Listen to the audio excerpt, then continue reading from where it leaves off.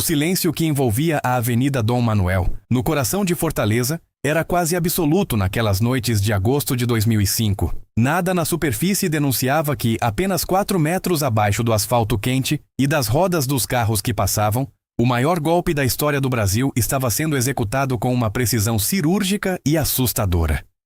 Enquanto a cidade dormia profundamente, sob o véu da tranquilidade cearense, cerca de 160 milhões de reais estavam sendo movidos através de um buraco escuro que ninguém, além de um punhado de homens determinados, sabia que existia.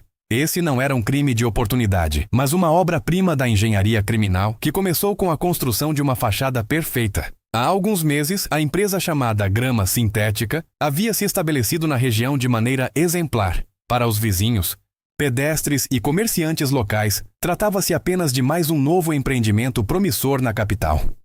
Os funcionários, sempre uniformizados e cordiais, carregavam sacos de terra e entulho para fora da casa todos os dias, justificando a movimentação constante como parte natural da reforma e da produção de grama. Mal sabiam os moradores que aquele entulho era, na verdade, o solo retirado de um túnel que avançava silenciosamente, centímetro por centímetro, em direção ao coração financeiro do país.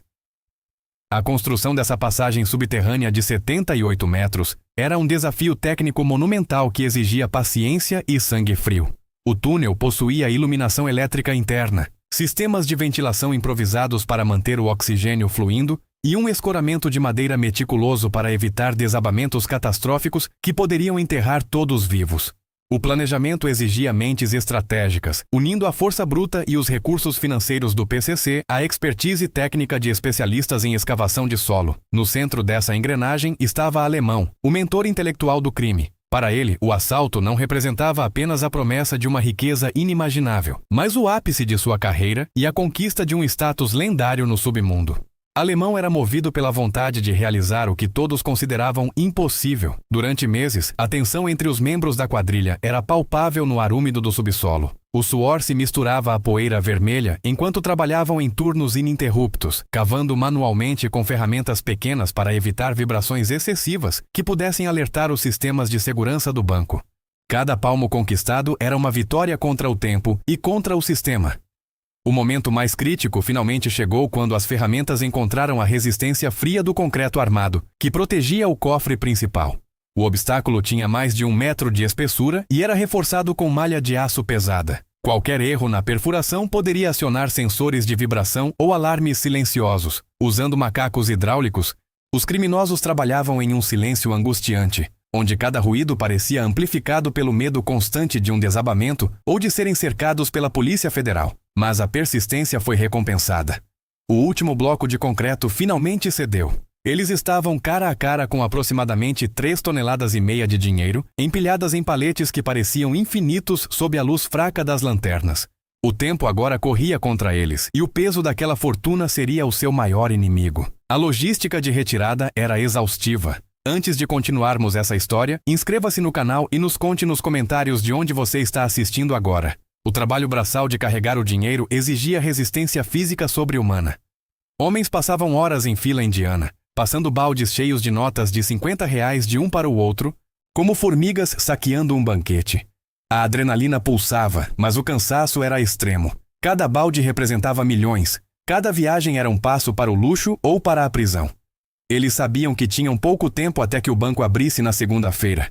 Eles tinham o dinheiro. Agora precisavam desaparecer antes que o mundo soubesse do roubo. Mas um detalhe insignificante na saída da cidade mudaria o destino cruel de todos os envolvidos para sempre, selando um final trágico e totalmente inesperado para o bando. A manhã de segunda-feira, 8 de agosto de 2005, nasceu com um sol radiante sobre Fortaleza, mas dentro das paredes do Banco Central, o clima era de terror. Quando os funcionários abriram o cofre principal, viram um vazio ensurdecedor e um buraco no concreto. O choque inicial deu lugar a um pânico que se espalhou rapidamente.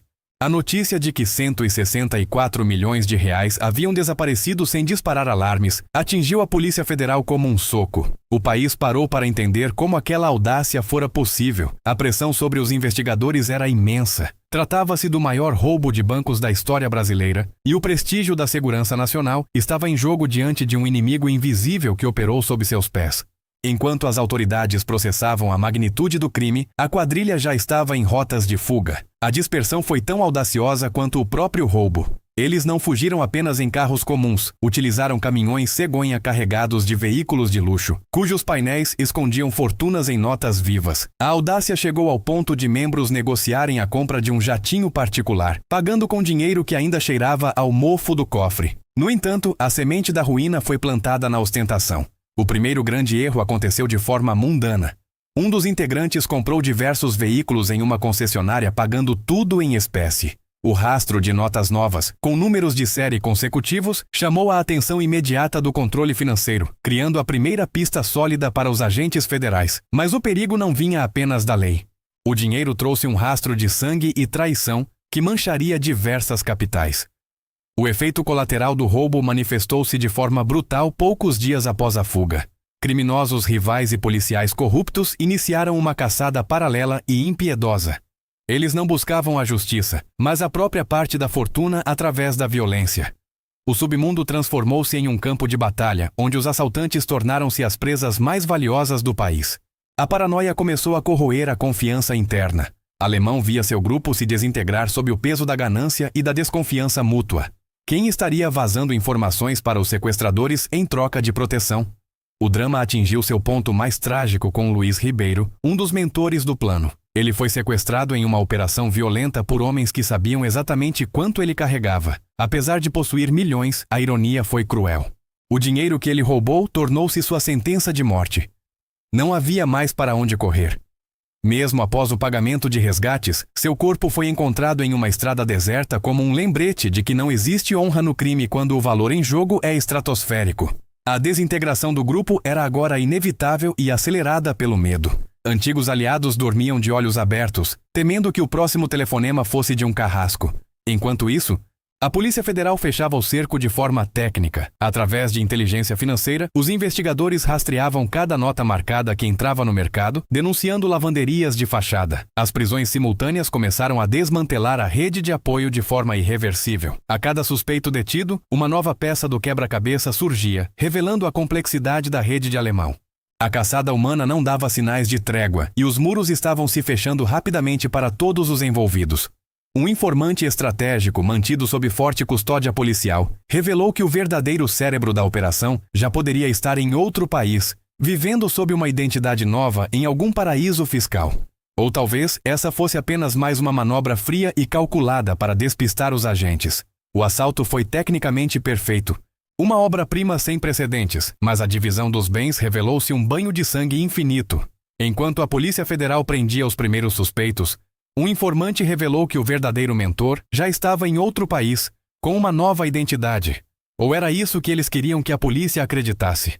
O assalto foi perfeito, mas a divisão dos bens foi um banho de sangue, e o maior segredo de Fortaleza ainda estava enterrado, esperando o momento certo para ser revelado nas sombras de um mistério que apenas começava a ser desvendado. A rede de proteção que Alemão construiu começou a esvair-se como areia fina. A Polícia Federal, em uma operação que atravessou fronteiras, capturou os líderes um a um, desmantelando a estrutura que antes parecia inalcançável. Alemão, o mentor que acreditava no crime perfeito, foi localizado em uma residência discreta em Brasília, longe do glamour que sua fortuna poderia proporcionar. A queda de cada peça revelou uma realidade amarga. O sonho da riqueza transformou-se em um pesadelo de celas e interrogatórios sem fim. Membros importantes que antes ostentavam luxo foram encontrados em esconderijos precários, traídos pela impulsividade. A precisão do túnel foi suplantada pela eficiência do rastreamento bancário e interceptações telefônicas, provando que a tecnologia da lei era mais persistente que o aço.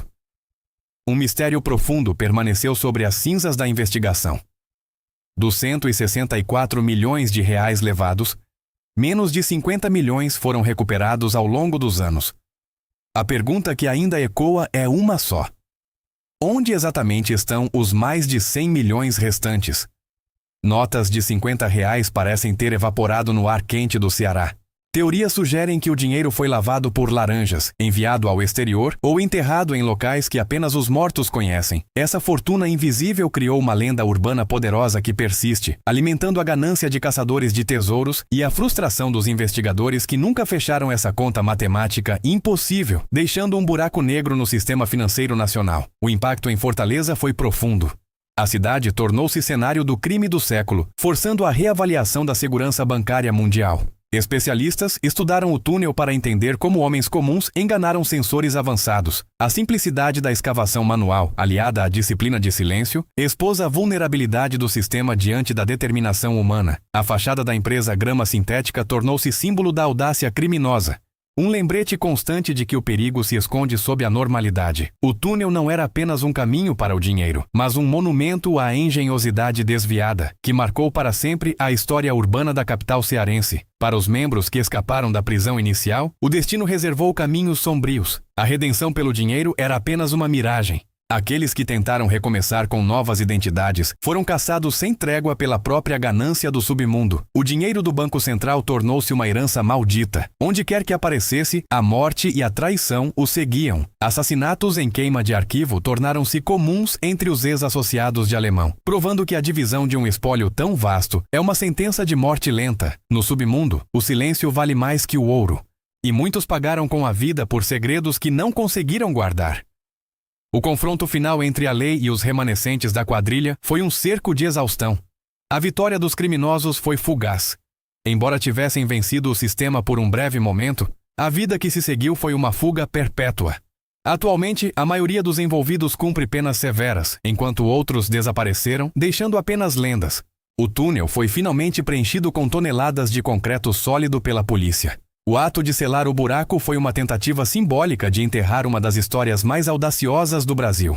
O caminho subterrâneo, antes iluminado pela promessa de riqueza, agora jaz nas trevas definitivas, servindo apenas como alicerce silencioso. Mas as lendas em Fortaleza recusam-se a morrer. Nos pequenos bares próximos à Avenida Dom Manuel, ainda corre o boato de que parte da fortuna permanece enterrada sob o piso de alguma casa simples, esperando por alguém com uma pá. O preço da ambição de Alemão foi pago com sangue e liberdade. Eles cavaram o caminho para a fortuna, mas acabaram cavando suas próprias covas. O maior roubo do Brasil deixou um rastro de notas manchadas, famílias destruídas e um mistério que o tempo não apaga. A fortuna física desapareceu, mas a cicatriz no coração de Fortaleza permanece aberta, lembrando que o ouro mais pesado é aquele que carregamos na consciência, impossível de ser lavado ou esquecido pelo destino implacável.